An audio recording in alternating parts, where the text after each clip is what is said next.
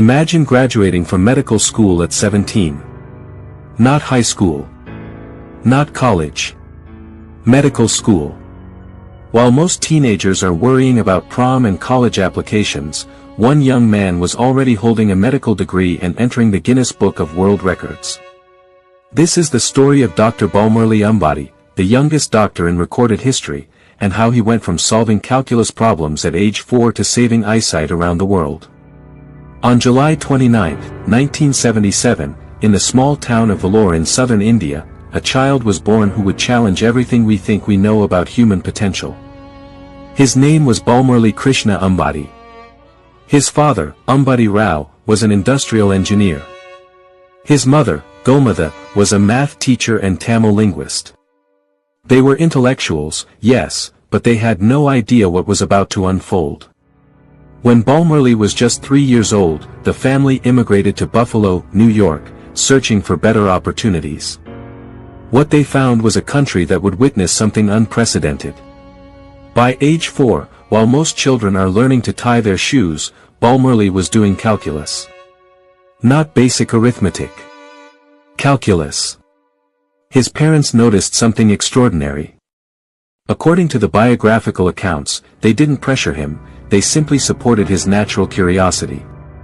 But his father did something crucial. He convinced school administrators to let young Bala learn at his own pace, completing 2 years of schoolwork in one. The family moved several times, from Buffalo to Orangeburg, South Carolina, then to Baltimore, Maryland.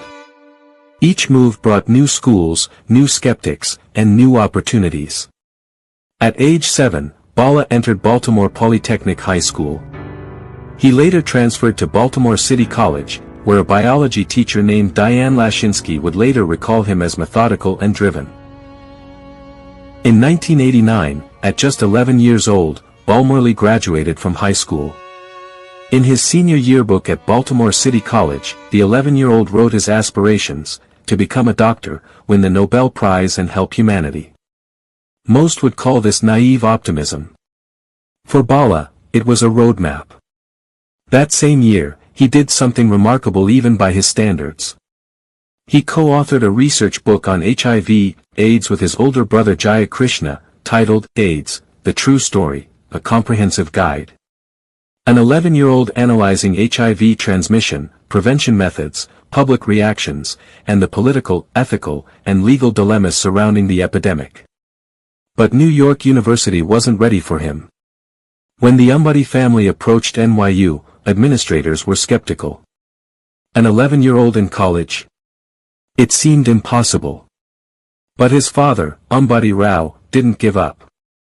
As Diane Lashinsky noted, she saw the same drive in the father that she saw in the son. According to a 2019 Baltimore Sun interview, Ambati Rao later reflected, "We were his friends, therefore he did not miss that. We used to play ball with him. We used to go to restaurants, libraries, everything. We did not make him feel he's missing anything." The university relented. Bala completed his biology degree at NYU in just 2 years, graduating magna cum laude at age 13 in 1991. He became the youngest NYU graduate on record. Then came Mount Sinai School of Medicine. For the first time in his academic career, Bala slowed down. He took the full 4 years to complete medical school, the same time frame as his classmates. But there was a reason for this. Dr. Ambati later explained in an interview with Orbis International, "I began school at age 6 like everybody did, but I completed 2 years of school each year, finished early and went on to medical school. Everything I've achieved has been through God's grace, my family's support, parents and brother." He entered medical school at 14. Despite his young age, he said he didn't stand out physically, standing 6 feet tall, "I did not appear too young for a career in medicine. When I entered medical school at 14 years old I looked just like the other medical students." He also expressed frustration with constant comparisons to Doogie Howser, the fictional teenage doctor from television. This was real life, not a TV show. On May 19, 1995, just shy of his 18th birthday, Balamurali Ambati graduated from Mount Sinai School of Medicine. He was 17 years and 294 days old. The Guinness Book of World Records certified him as the world's youngest doctor. The record still stands today, nearly 30 years later. But genius comes with a price. In November 1995, just months after graduating, Dr. Ambati returned to India with his family. He had been invited to receive awards for his achievements in medicine and to give a speech on medical ethics. What should have been a celebration turned into a nightmare. On November 22, 1995, Dr. Ambati, along with his father, mother, and brother Jaya Krishna, were arrested in a dowry dispute case involving his brother's recent marriage. The bride's family had filed charges alleging harassment over dowry payments, a complex and culturally sensitive issue in India. The 17-year-old world record holder, who had just given a speech on medical ethics, was taken into custody in Visakhapatnam. The case dragged on. The family was detained for more than 3 months before being acquitted by the court in 1999. The incident delayed Dr. Ambati's entry into an ophthalmology residency program by 2 years, a significant setback at such a critical point in his career. He never spoke publicly about the ordeal in detail, but it was a stark reminder, even the most brilliant minds are subject to the complications of being human. But genius comes with a price. Dr. Ambati could have coasted on his record. He could have become a curiosity, a footnote in medical history. Instead, he became a pioneer. He completed his ophthalmology residency at Harvard University, where he developed groundbreaking strategies to reverse corneal angiogenesis, the abnormal growth of blood vessels in the cornea that can lead to blindness. His work earned recognition at the Westinghouse Science Talent Search and the International Science and Engineering Fair. He became a National Merit Scholar. In 2002, he completed a fellowship in cornea and refractive surgery at Duke University. By age 24, he had finished all his training, something that would typically take someone until their early 30s. By finishing training early, I was able to finish my fellowship in cornea by 24, and now at 44, I'm pretty well experienced in the fields of cornea and cataract and have learned a lot of things. I'm fortunate to continue learning and contributing to ophthalmology and working with wonderful people, Dr. Ambati told Orbis International in 2021. He joined the Medical College of Georgia, where he practiced clinical ophthalmology and conducted research. He later became director of cornea and completed a PhD in cell biology from the Medical College of Georgia in 2008.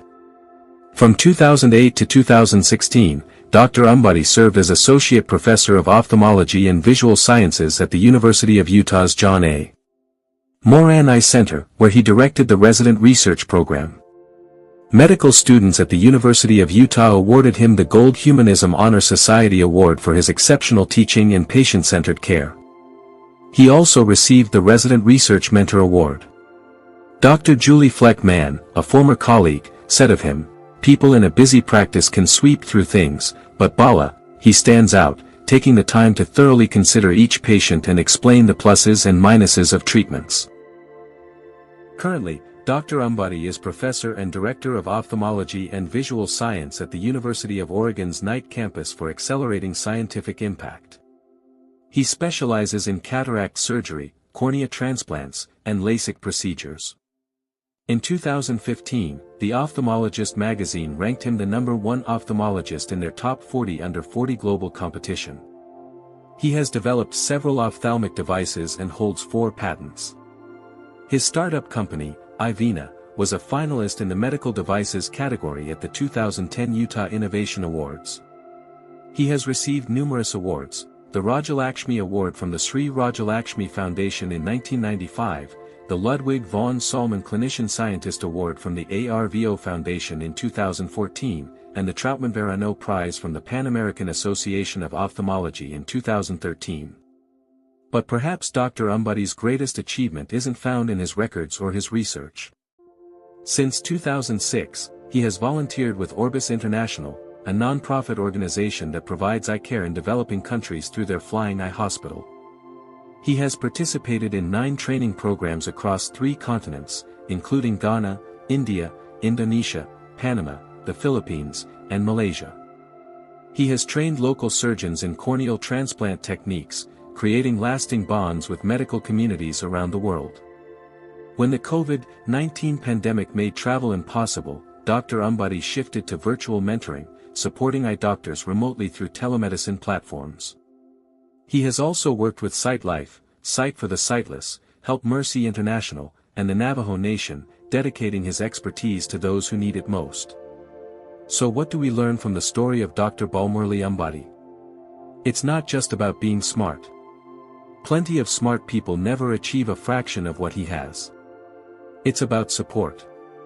A father who convinced schools to let his son learn at his own pace. A mother who nurtured his curiosity. A brother who collaborated with him on research at 11. It's about resilience. Being arrested at 17, facing skepticism at every stage, dealing with comparisons to fictional characters, and still pushing forward. It's about purpose. In a 2013 Medium article reflecting on his story, it was noted that Dr. Ambati didn't chase fame. He remained humble. He feels that the youth can achieve anything with encouragement and concentration. He speaks 5 languages. He has written research papers that have changed ophthalmology. He has given back through medical missions around the world. Today, at 48 years old, Dr. Balamurali Ambati continues to break new ground, not as the world's youngest doctor anymore, but as one of its finest. His story reminds us that age is just a number, that genius requires support, and that true success is measured not by records broken, but by lives changed. If you found this story inspiring, please hit the like button and subscribe for more incredible true stories of human achievement.